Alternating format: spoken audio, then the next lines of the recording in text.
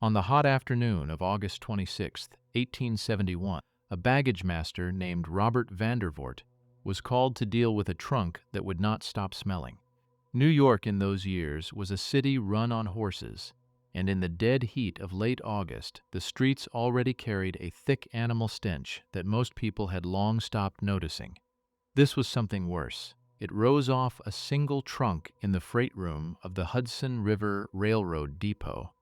A trunk that had come in that morning, paid through as ordinary baggage, and labeled for the evening train to Chicago. A porter had been complaining about it for the better part of an hour. Vandervoort wanted only to finish his shift. Instead, he ordered the trunk opened, and what his men found there would keep it secret for days. The lid came up. Under a blanket, folded into a box barely 2 feet 8 inches long, was the body of a young woman with golden hair. She had no name. The trunk carried no address, and no one at the depot could say who had left it, only that it had stood there among the other luggage, heavier than its size promised, waiting for a city 900 miles away. Vandervoort had handled a great deal of freight in his time. He had never handled anything like this, and for days, no one in the city of New York would be able to tell him who she was. This is a young woman the city was desperate to look at and slow to claim, pulled back out of the archive, one name at a time. That is the work we do here. Subscribe and stay with it. They carried her to the dead house at Bellevue, a dim building set on piles out over the East River, where the city kept its unknown dead. Roughly 2,000 of them passed through that place. Every year, the friendless and the unclaimed, on their way to a pauper's grave. The keepers kept a gallery of photographs of the nameless, hoping that someone, someday, would walk in and know a face. With this woman, they tried something more direct. They opened the doors and let the city come and look. It came in the hundreds. Men and women pressed handkerchiefs soaked in carbolic acid to their faces against the smell, filed past the table, looked and moved on. A few left certain they knew her, and a few of those gave names, and every name was wrong. Most in that line had no thought of helping. They had read the morning papers, which were already calling it the Great Trunk Mystery, and they had come to see it for themselves. So the first thing the case produced was not an answer. It was a crowd.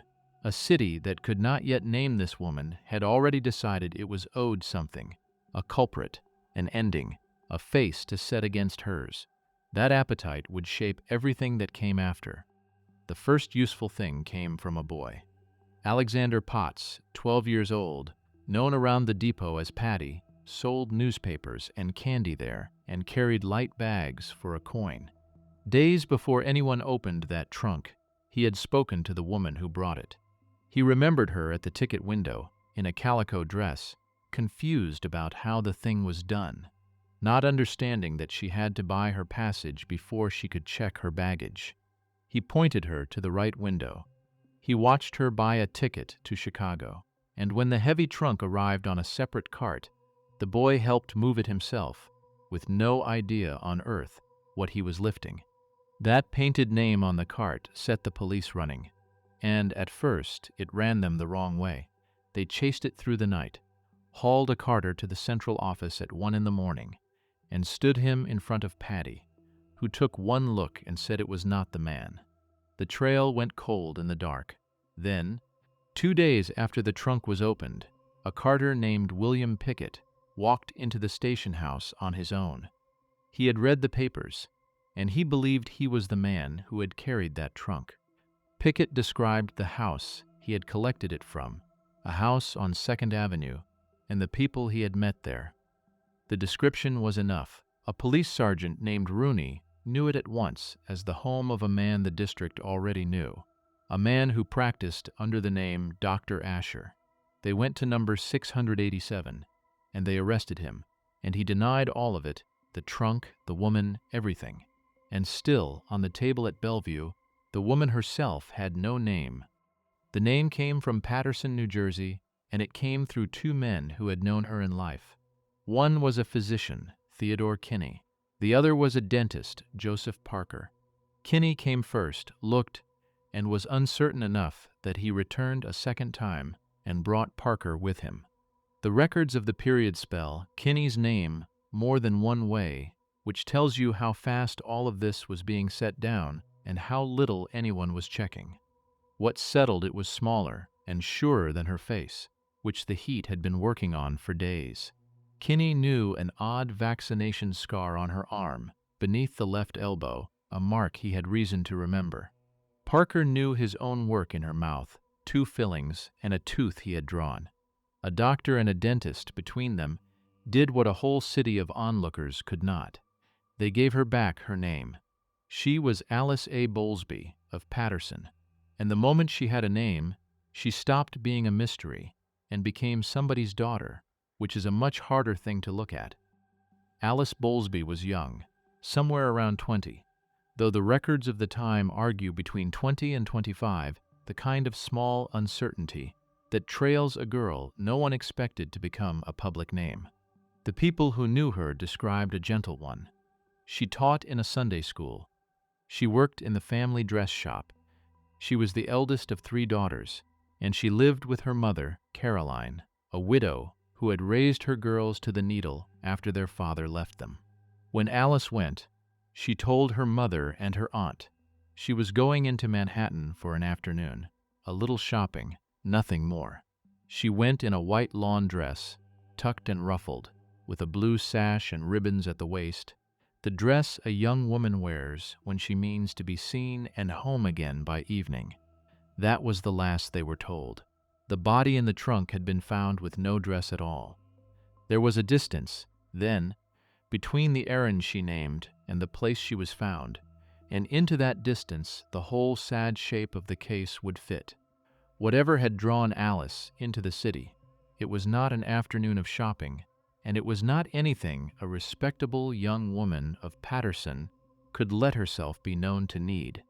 The man arrested on 2nd Avenue was not in any real sense a doctor. His name was Jacob Rosenzweig, and he had come to New York in 1865 from a small town near Warsaw in the part of Poland then ruled by Russia. He was married, with 4 children, and he lived a few streets from the place he was arrested. The title before his name had cost him $40, paid to a Philadelphia institution that asked nothing but the money, and before he wore it, he had kept a saloon and worked a short while as a butcher. As for Dr. Asher, he had bought an office from a real man of that name and simply kept the sign. What he sold quietly. He advertised in the back pages of the New York Herald, in the soft, practiced language those columns used, addressed to ladies in trouble, and promising relief, discretion, elegant private rooms. The city of the 1870s knew the trade was there. It read the notices over breakfast and said nothing, the way a respectable place keeps a thing half in the light and never names it aloud. One practitioner that summer told a visiting reporter that if a case ever ended in a dead body, doctors and undertakers could always be found to quietly fix the matter. It is not difficult, knowing the rooms Alice Bowlsby was carried out of, to understand what had brought her into the city and what was done to her there. It was the kind of help that advertised only in the back pages, and never once by its true name. It was the kind of help no honest physician would put his own name to. The papers of that summer had a phrase for the whole of it. They called it the evil of the age, and that is as close as anyone said out loud. When the police went through Rosenzweig's house a second time, they found a small thing in a heap of clothes near the washtub that did more than all the crowds at Bellevue. It was a handkerchief. Held under a magnifying glass, the faint marking in one corner resolved into letters set in indelible ink, A. Bowlsby.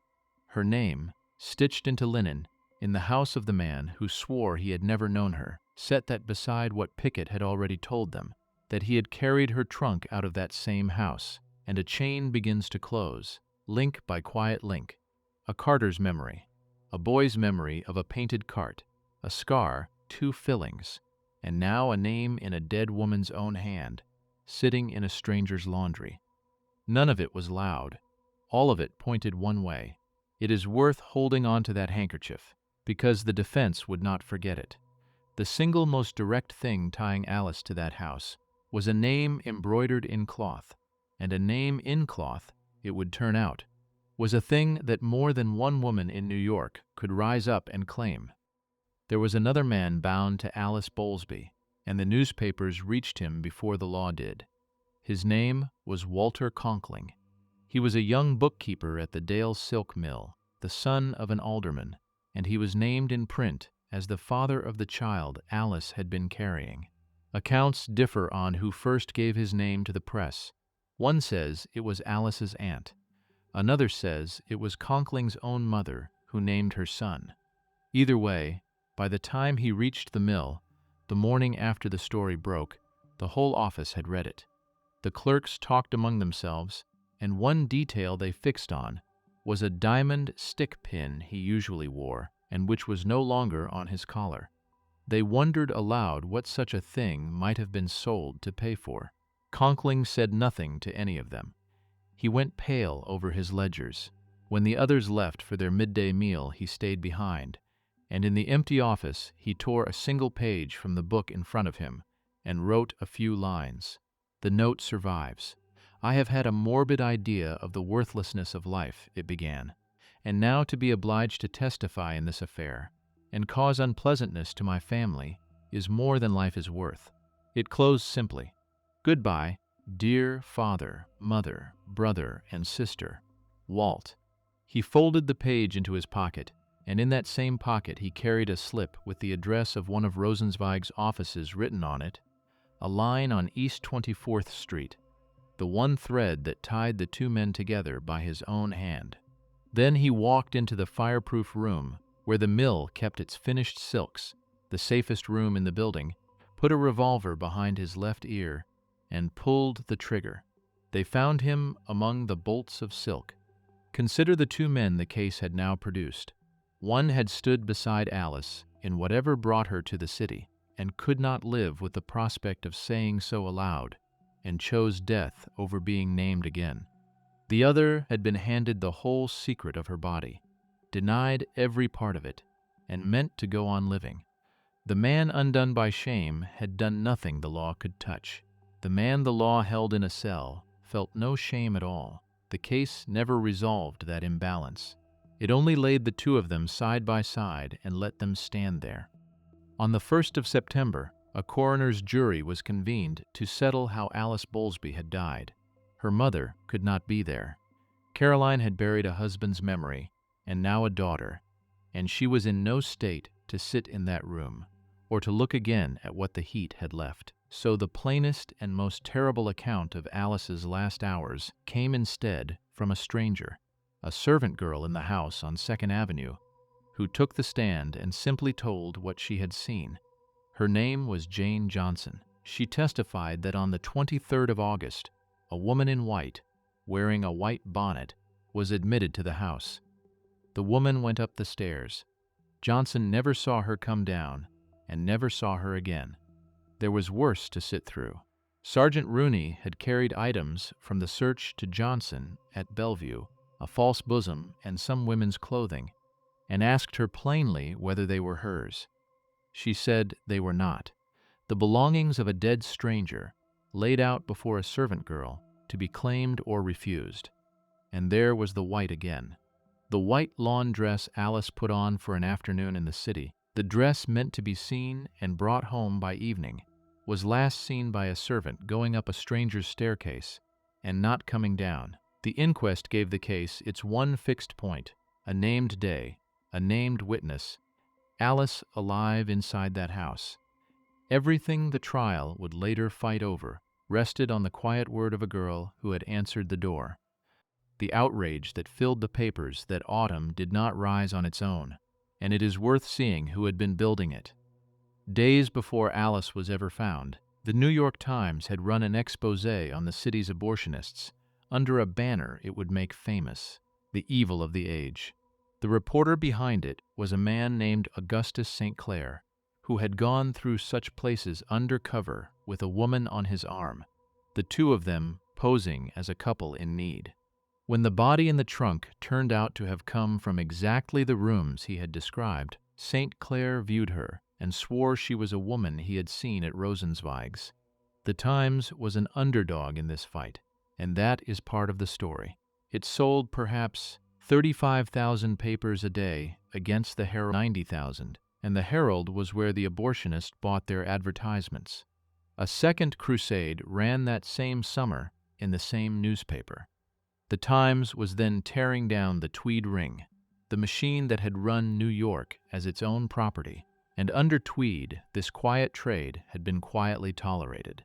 Now the machine was falling, and the outcry over the girl in the trunk was too loud for any politician to stand in front of.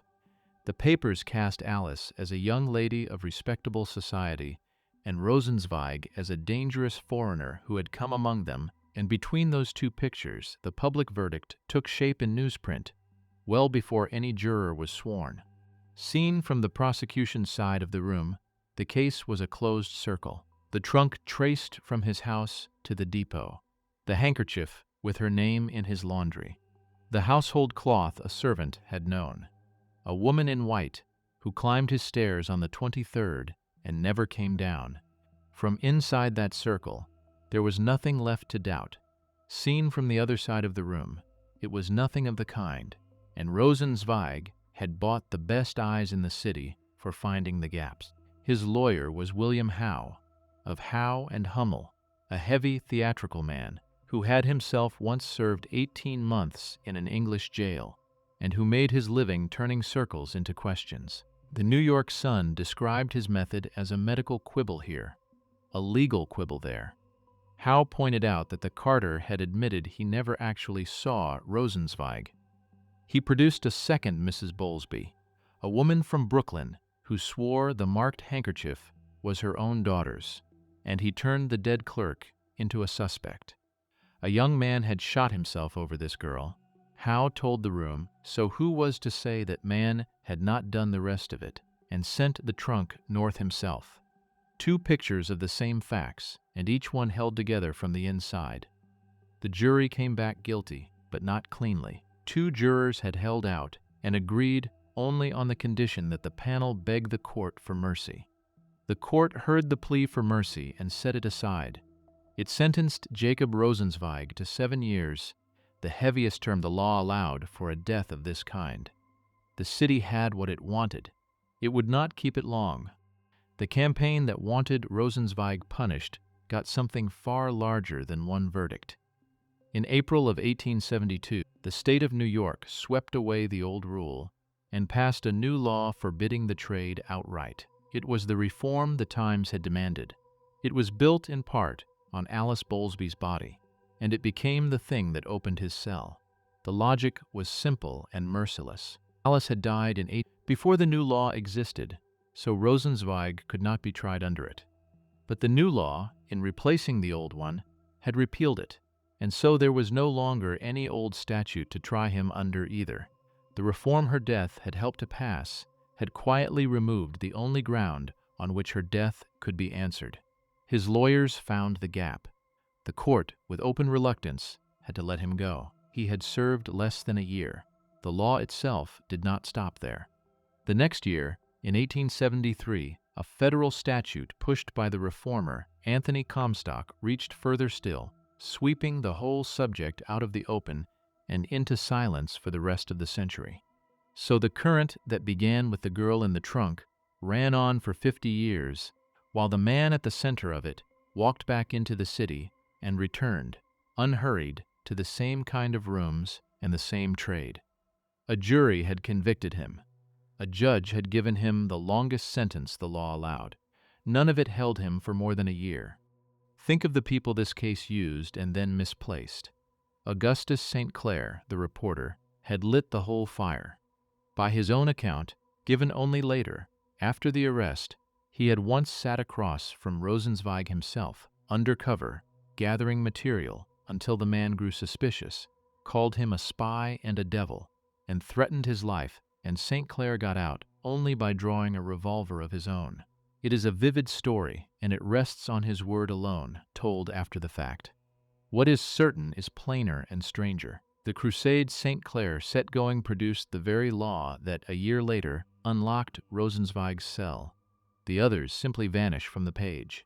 Paddy Potts, the depot boy, was the last of all of them to speak with Alice while she lived, there at the ticket window, and he carried her trunk without knowing what was in it. Jane Johnson, the servant, gave the case its one fixed account of Alice alive and was never heard from again. William Pickett, the carter, walked into a police station on his own conscience and walked back out of the record entirely. The archive keeps Alice's name. It did not keep theirs. We know what they did across a few days in 1871, and after that the page goes blank. There is one journey left in this story, and it belongs to Alice. When the city was finished with her, the morgue sent her body to the island, to the pauper's ground the city kept for the unclaimed, the unwanted, and the disgraced. A pauper's burial, one paper cried, for a daughter of Patterson.